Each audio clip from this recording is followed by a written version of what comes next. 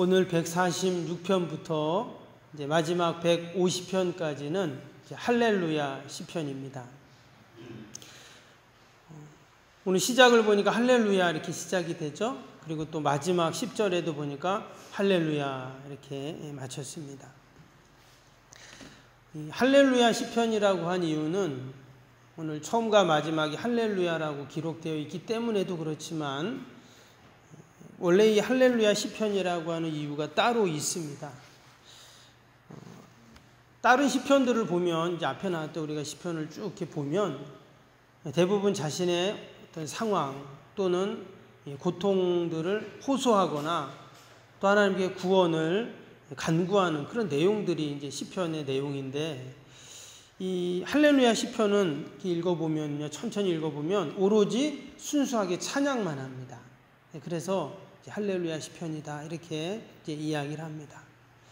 여러분 우리가 교회에서 가장 많이 하는 말이 뭘까요? 세 가지가 있다고 합니다. 뭐냐면 할렐루야, 아멘, 감사합니다. 이 말을 가장 많이 쓴대요.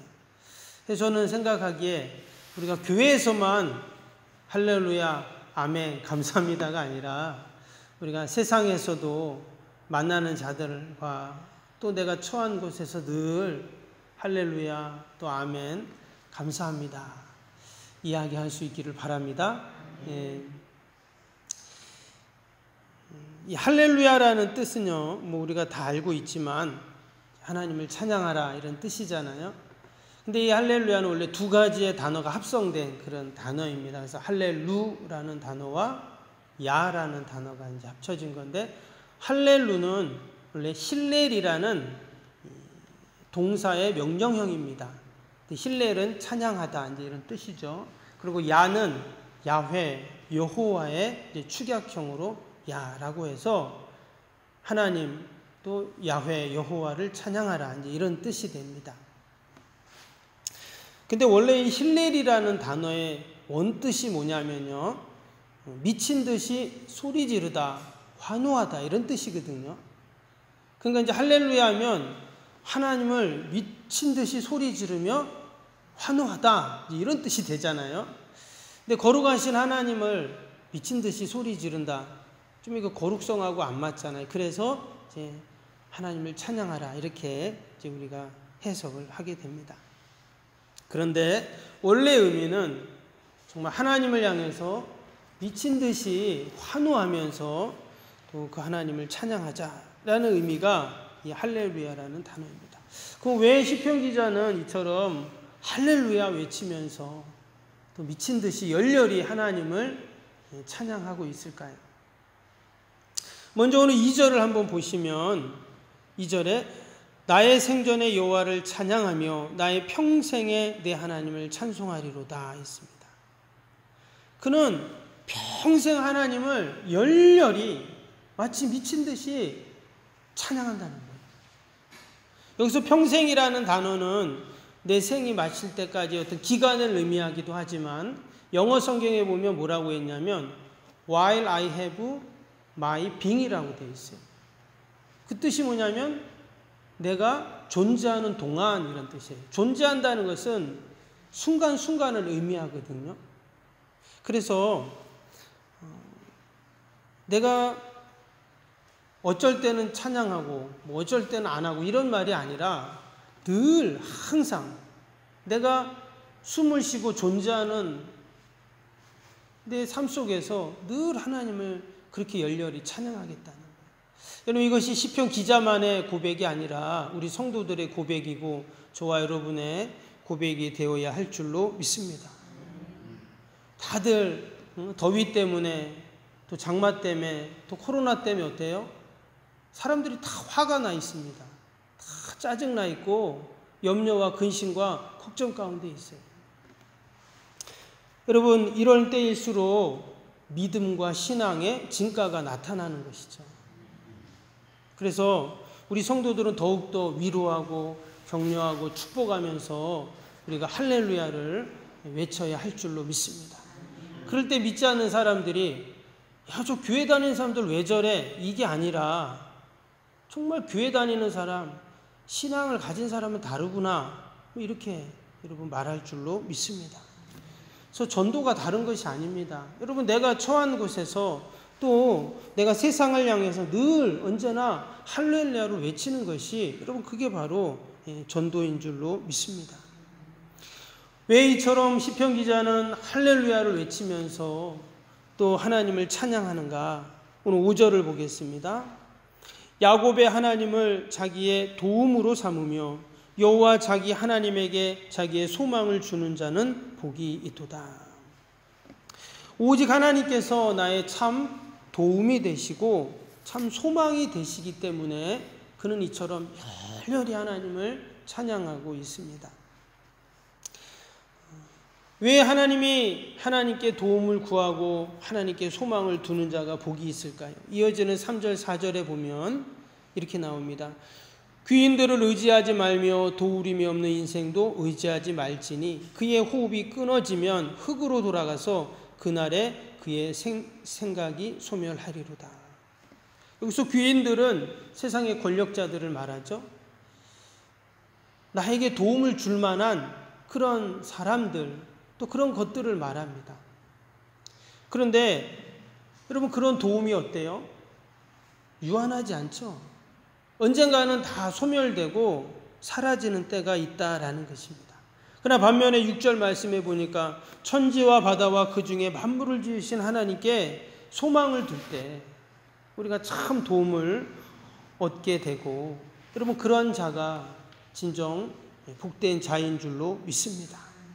그런 의미에서 이 새벽에도 천지와 바다와 그 중에 만물을 지으신 하나님을 의지하며 주님 전에 나온 저와 여러분들은 다 복된 자인 줄로 믿습니다. 혹이라도 새벽에 이렇게 교회 올 때 아마 벌써 일어난 분도 있을 거예요. 동네 분들 가운데. 제가 한번 이렇게 새벽에 갔는데 벌써 새벽에 일어나고 막 일하는 할머니들이 계시더라고요. 잠이 안 오니까. 아마 교회 오는 여러분들을 보면서 이 새벽부터 어디 그렇게 가? 이럴 수도 있어요. 그러나 저와 여러분이 여러분 가장 복된 자인 줄로 믿습니다. 여기 말씀해 보니까 하나님은 어떤 하나님이십니까? 6절 말씀해 보니까 천지와 바다와 그 중에 만물을 지으신 하나님 이렇게 나왔어요. 하나님은 천지와 바다와 만물을 지으신 하나님이십니다. 전지전능하신 하나님이라는 그런 뜻이죠. 며칠 전에 하늘을 바라보니까 별이 반짝반짝거리더라고요. 여러분 반짝반짝거리는 별이 지구와 얼마나 멀까요? 우리는 바로 앞에서 이 별을 보지만 여러분 지구와 가장 가까운 달이죠. 다른 별은 아니지만 행성이지만 여러분 지구에서 달까지 얼마나 멀까요? 38만 킬로미터입니다. 38만 킬로미터. 바로 앞에 보이는 것 같지만 가까운 거리가 아니에요. 그럼 지구하고 태양의 거리는 어떨까요? 1억 5천만 킬로미터입니다. 어마어마한 거리예요. 그러면 여러분 우리가 지구하고 화성이 좀 가깝다고 하는데 화성 2억 2천만 킬로미터입니다. 어마어마한 거리예요. 그러면 보이는 별은 어때요? 별은 몇 광년, 몇백, 몇천 광년이 걸리는 그런 어마어마한 거리입니다. 근데 그걸 누가 만들었다고요? 천지와 바다와 그 만물을 지으신 분이 하나님이라는 거예요. 우리가 이 새벽에도 그 하나님 앞에 여러분 기도하는 줄로 믿습니다. 하나님의 수준은, 하나님의 능력은 내 수준, 내가 조금 도움을 받을 만한 귀인들의 수준이 아니라 천지를 만드신, 우리가 바다에 이렇게 들어가면, 저는 잘 안 들어갔지만 우리 해녀들은 들어가시면 어때요? 여러분 놀랍지 않습니까? 그 바다 안에 여러분 그거를 우연히 생겼다, 그거는 정말 어리석고 바보 같은 말이에요. 하나님의 전지전능하심으로 그 모든 것을 하나님이 만드셨잖아요. 우리가 그 하나님 앞에 이 새벽에도 여러분 기도하는 줄로 믿습니다. 하나님은 능하지 못하는 일이 없죠. 코로나, 세상의 모든 과학과 모든 이기와 지금까지의 인류의 모든 문명을 다 합쳐도 그 눈에 보이지 않는 작은 바이러스를 우리가 어찌할 줄을 모릅니다. 얼마나 인간이 나약하고 여러분 우리 자신이 연약한가 하는 것을 우리는 이 코로나 바이러스를 통해서 다시 한번 깨닫게 되고, 그냥 깨닫는 것으로 끝나는 것이 아니라 하나님을 의지해야 되는구나, 하나님밖에 도움이 없구나, 하나님밖에 나의 소망이 없구나, 우리가 이렇게 여러분 고백해야 할 줄로 믿습니다. 때문에 우리가 하나님을 지금 의지하고 하나님께 소망을 둔다는 것이 여러분 가장 복된 자의 모습인 줄로 믿습니다. 두 번째는 왜 이렇게 하나님을 열렬히 찬양하는가? 그것은 바로 하나님이 온 세상을 통치하시기 때문입니다. 7절을 보시면 7절부터 쭉 나오는 내용을 보세요. 억눌린 사람들을 위해 정의로 심판하시며 줄인 자들에게 먹을 것을 주시는 이시리로다. 여호와께서는 갇힌 자에게 자유를 주시는도다. 여호와께서 맹인들의 눈을 여시며 여호와께서 비굴한 자들을 일으키시며 여호와께서 의인들을 사랑하시며 여호와께서 나그네들을 보호하시며 고아와 과부를 붙드시고 악인들의 길은 굽게 하시는도다. 7절부터 나오는 이 전능하신 하나님의 능력을 보면 정말 어마어마합니다. 근데 하나님은 그 능력을 가지고 군림하시는 하나님이 아니세요. 어떻게 세상을 통치하십니까? 사랑으로 통치를 하십니다. 그래서 억눌린 사람들을, 또 줄인 사람들, 갇힌 사람들, 비굴한 사람들, 또 가장 연약하다고 하는 나그네들, 고아, 과부들 어떻게 하세요? 하나님께서 잘 보살펴 주십니다. 그리고 악인들은 그 길을 다 굽어버린다고 했어요. 대신 여호와를 사랑하는 자, 의인들은 어떻게 해요? 하나님이 더 사랑하신다고 이렇게 말씀해 주십니다. 여러분, 하나님의 통치 밖에 있는 것이 있습니까? 오늘 말씀해 보니까 없습니다. 하나님은 이처럼 하나하나 다 세밀하게 보살피시고 여러분 돌보시는 하나님이신 줄로 믿습니다. 10절에도 뭐라고 해요? 여호와는 영원히 다스리시고 통치하시리로다 이랬어요. 하나님은 영원히 다스리세요. 한번 다스렸다가 안 다르시고, 한번 도움을 주셨다가 또 이번에는 안 주시고, 이런 하나님이 아니세요. 하나님은 우리를 돌보십니다. 근데 기도하는데 하나님 왜 응답이 없습니까? 응답이 없는 게 아니라 하나님의 때가 아직 되지 않은 것이죠. 왜 하나님의 응답이 없습니까? 분명히 하나님의 응답이 있어요. 내 생각과 내 경험 속에서는 지금 당장 이렇게 응답돼야 하지만 하나님은 아니라는 거예요.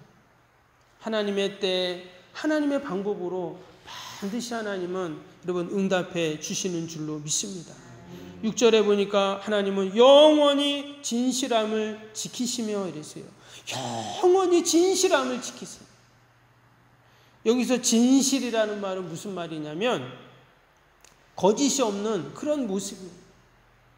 하나님은 진실하시기 때문에 우리가 하나님 앞에 진실하게 나아가면 하나님은 영원히 그 진실을 지켜주시는 그런 하나님이시다는 거예요.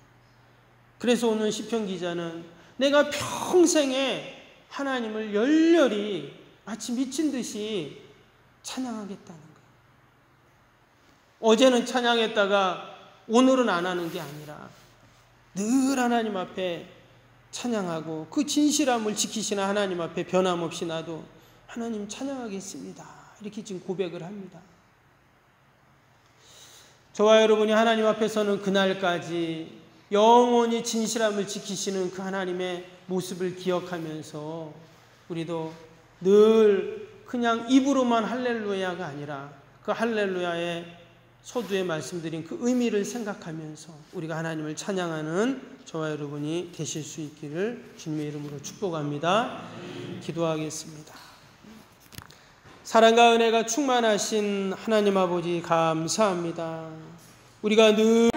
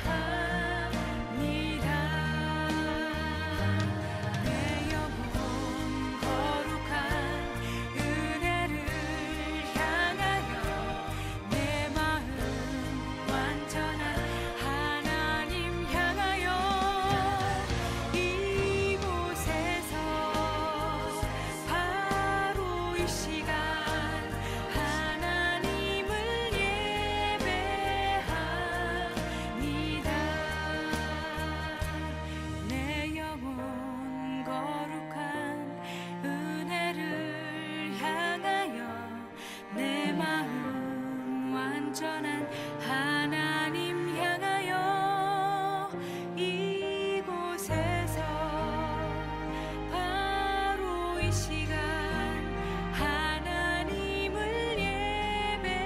예배합니다. 이곳에서 바로 이 시간